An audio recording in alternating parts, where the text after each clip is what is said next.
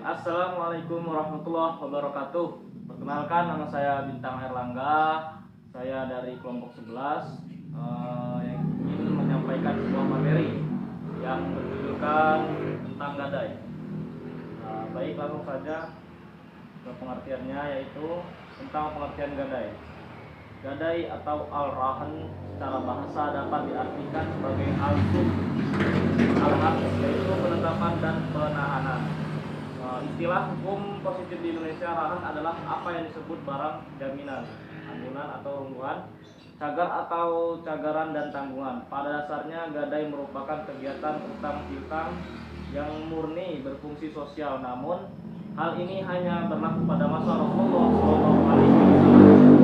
Kini kenyataannya banyak dari pegadaian sudah bersifat komersil, artinya pegadaian harus memperoleh pendapatan guna menggantikan biaya-biaya yang telah dikeluarkan, sehingga pegadaian mewajibkan menambahkan sejumlah uang tertentu pada nasabah sebagaimana imbalan jasa.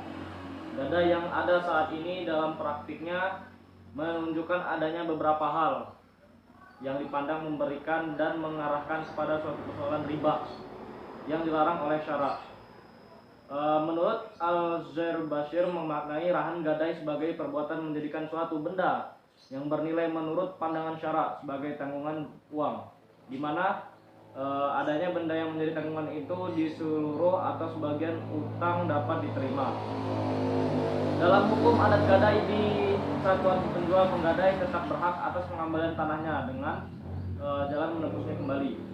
Al-rahan adalah menahan salah satu harta milik si peminjam atas pinjaman yang diterimanya. Barang yang ditahan tersebut memiliki nilai ekonomis. Dengan demikian, pihak yang menahan memperoleh jaminan untuk dapat mengambil kembali seluruh atau sebagian piutangnya. Secara sederhana dapat dijelaskan bahwa arahan itu adalah semacam jaminan hutang atau sebuah gadai. Pemilik barang gadai tersebut rahim, dan orang yang mengutangkan, yang itu orang yang mengambil barang tersebut serta menahannya, disebut murtahin, sedangkan barang yang digadaikan disebut rahin. Baiklah, selanjutnya yaitu dasar-dasar hukum gadai.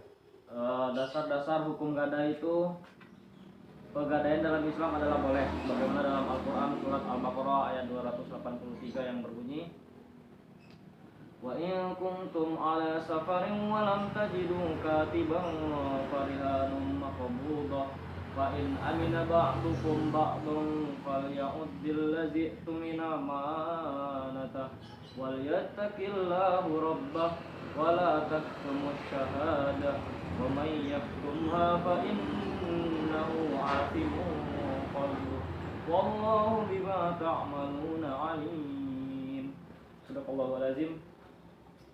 Yang artinya, jika kamu dalam perjalanan dan bermuamalah tidak secara tunai sedang kamu tidak memperoleh seorang penulis, maka hendaklah ada barang tanggungan yang dipegang oleh yang berpiutang. Akan tetapi jika sebagian kamu mempercayai sebagian yang lain, maka hendaklah yang dipercayai itu menunaikan amanatnya, hutangnya, dan hendaklah ia bertakwa kepada Allah Subhanahu wa taala, dan janganlah kamu prasaksi menyembunyikan penyaksiannya. Quran surat Al-Baqarah ayat 283.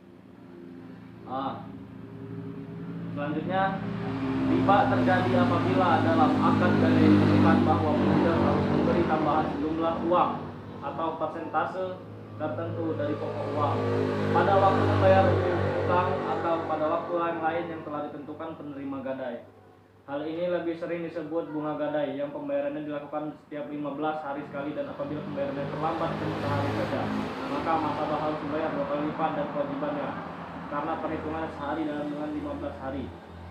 Oleh karena itu, aktivitas akad gadai dalam Islam tidak dibenarkan adanya praktik pengutangan bunga karena dilarang syarak, dan pihak yang terbebani merasa dianiaya dan tertekan. Karena selain harus bersusah payah mengembalikan hutangnya, penggadai juga masih berkewajiban untuk membayar bunganya. Dan adapun hadisnya, yaitu diriwayatkan oleh Ahmad, Bukhari, Nasai, dan Ibnu Majah dari Anas radhiyallahu anha berkata, An Anas radhiyallahu an qala laqad ra'anna an-nabiy sallallahu alaihi wasallam bar'ala bil madinina ibda yahudi wa akhadha min sya'iza. Artinya Rasulullah SAW telah merumbukan baju besi beliau pada seorang Yahudi di Madinah sewaktu beliau menghutang syair gandum dari orang Yahudi itu untuk keluarga itu, untuk keluarga beliau. Hadis riwayat Ahmad, Bukhari, Nasai dan Ibnu Majah. Dan selanjutnya adapun rukun dan syarat gadai.